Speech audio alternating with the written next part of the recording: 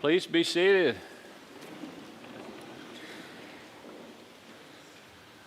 Good morning, everyone. Thank you. It's so good to see how many of you were able to navigate the blockades around town related to our race this morning. It's an important event, but it certainly does get in the way sometimes of getting to church. So thank you for all of those who were able to make it. And I want to give a special welcome to our members of our St. John's community who are joining us remotely. We have people literally all over the world who tune in on Sunday mornings or sometime else during some other time during the week to worship with us. And today I want to call out, send a special greeting to my fraternity brother and friend Larry Ward and his wonderful wife Jane, who are over in North Carolina joining us. You may have recalled that we have been praying for Larry. Larry has glioblastoma, and he's given it a good fight. This is a particularly important week as he starts his radiation and chemo, so we want to make sure and greet both Larry and Jane for being here today.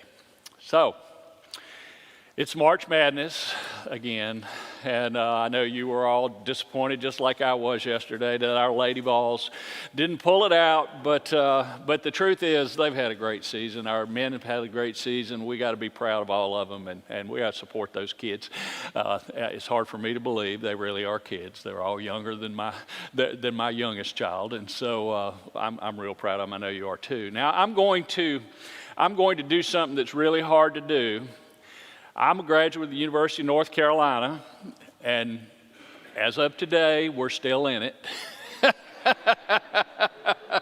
And I know how hard it is to ask a crowd of Christians to cheer against any team named after St. Peter. But I'm going to do it anyway. If you could just send the Tar Heels a few positive thoughts sometime tonight as they play, I would appreciate it. So, for the past few weeks, John, Chris, and Tom and I have been talking about making room, making space for God during Lent. Chris suggested that we be intentional about finding ways to experience God and then to enjoy all those times when we become aware of God's presence. And in the process, turn Lent into a joyous season. John encouraged us to make space for the jumping Jesus, and the Jesus who is alive and active in our world, the Jesus who is always there for us, the Jesus we can count on. And Tom reminded us last week to remember to make space for ourselves so that we might become all that God intends us to be and bear fruit that blesses the whole world. Today I want to expand on this theme a bit further. It's the fourth Sunday of Lent, and our gospel lesson today is the story of the prodigal son, arguably the best known parable in the Bible. In the traditional Christian interpretation, this story is an allegory in which the Father is the all-forgiving God, the prodigal son is all of us, highly valued children of God who, because of our sins, have been separated from God but are welcomed back home. And then there's the older brother who represents the Pharisees who place the law ahead of grace. It's a wonderful way to interpret the story, especially the part about the loving, forgiving God. Lord knows I need that kind of God. But it's not the only way to interpret the text. What if the story isn't an allegory at all? What if the Father is not intended to be a stand-in for God? What if we aren't the prodigal sons? And what if maybe, just maybe, the older son isn't such a bad guy after all? Perhaps the story really is about a father and his two sons, and about how one of them is lost. But just maybe the son Jesus wants us to focus on is not the one who went away, squandered his inheritance, and came back hoping for forgiveness, but the older brother who never left home, could always be counted on to do the right thing, never complaining, never making demands, taking whatever his father gave him, and because of it, sadly, becoming a part of the background noise, no more noticeable than the rocky hillside or the livestock he tended. He had become invisible.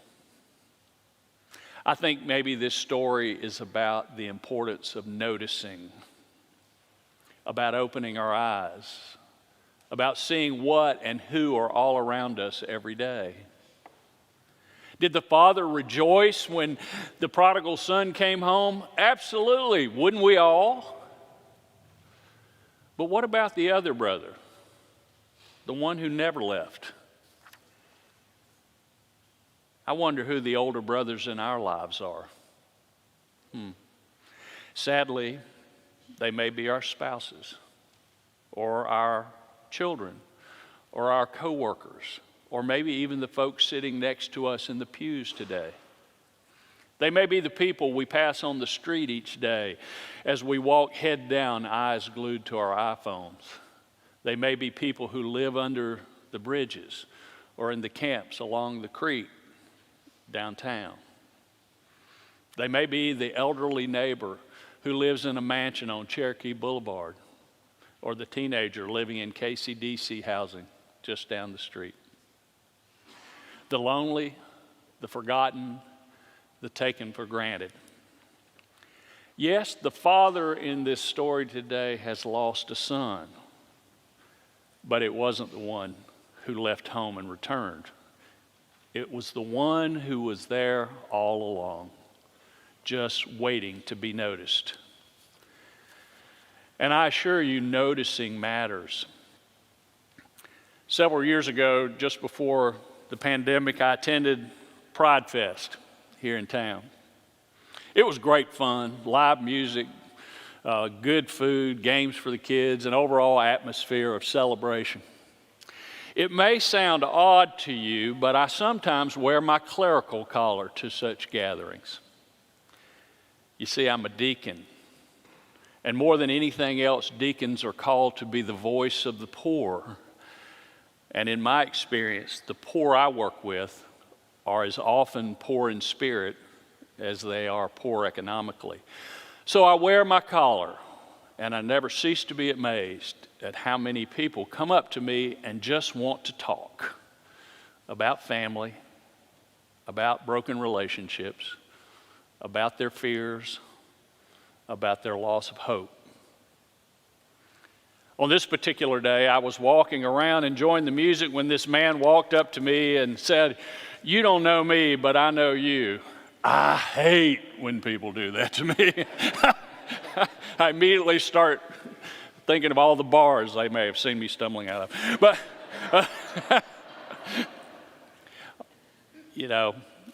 on this, but I simply said in response, "Really, I'm sorry, but I don't recall having met. How do you know me?" His voice softened and he began to tell me his story. He said, "I'm a 65-year-old gay man. My family stopped talking to me when I came out almost 40 years ago. I've tried to reconcile with them many times, but they just don't want to have anything to do with me. And I haven't seen them in decades. All my friends have died. And I don't have a job, so I don't even have any acquaintances at work. This past Christmas Eve, as I sat in my apartment by myself, I was so lonely, so sad, so deeply unloved. I was in so much pain that I decided that I just couldn't take it anymore. I couldn't live like that anymore. And I decided I was going to end it all. But for some reason, I decided to take a walk before I did. It was dark and it was cold, and I really have no idea how it happened since I don't even live in that neighborhood, but somehow I found myself walking outside of a tiny little Episcopal church over near Five Points. I saw the lights were on, so I knew somebody was in there, and I decided to go in. I crept in the back door as quietly as I could and sat on the back pew hoping to warm up a little bit. You were in the pulpit, but honestly, I don't remember a single thing you said. What I do remember is that shortly after you finished, another preacher stood up and said, "May the peace of the Lord be always with you." And everybody stood up, started shaking their hands and hugging each other. They were all so happy. I'd never seen anything like it in a church. And then it happened. A woman noticed me. And she came over and introduced herself and wished me a Merry Christmas. And then another person came over and told me he was so glad I came. And then another, and I swear I think every person in that little church came up to me that night, introduced themselves, and wished me a Merry Christmas. And for the first time in a very, very long time, I felt like I mattered, and that maybe, just maybe, someday, somebody might actually love me. And preacher, today I'm standing here talking with you because the people in that little church noticed me sitting on that back pew. And for that I will be forever grateful. In this season of Lent, I invite you to make room in your busy life to simply notice. And if you will, you might just make it possible for someone who is in a very dark place to resurrect that light of the divine that lives within them and makes life itself worthwhile. Amen.